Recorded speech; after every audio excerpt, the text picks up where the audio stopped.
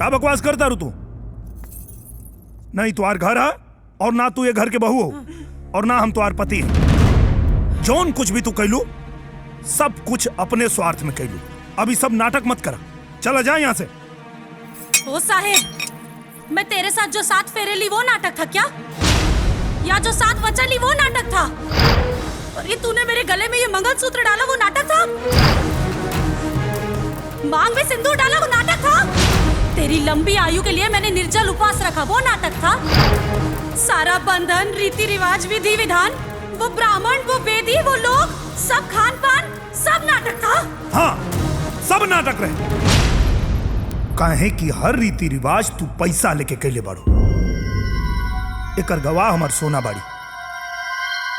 हम नहीं खिमानते शादी के बंधन के। तुरंत आनी हमार सोना आ गेल बाड़ी। अब तो के जाए के पड़ी। ठीक है साहब, मैं चली जाएगी, लेकिन जो बंधन बांधने के लिए इतना सारा नाटक किया उसको तोड़ने के लिए सिर्फ एक शब्द, तुरंत आनी। नको साहब नको। इस बंधन को बांधने के लिए जितने विधि विधान, जितने रीति रिवाज हुए थे, इसको तोड़ने के लिए भी उतने ही रीति रिवाज, उतने ही विधि विधान होंगे। और तब जाके ये बंधन टूटेगा। और तभी मैं इस घर से जाएगी। नहीं तरमीजाना नहीं।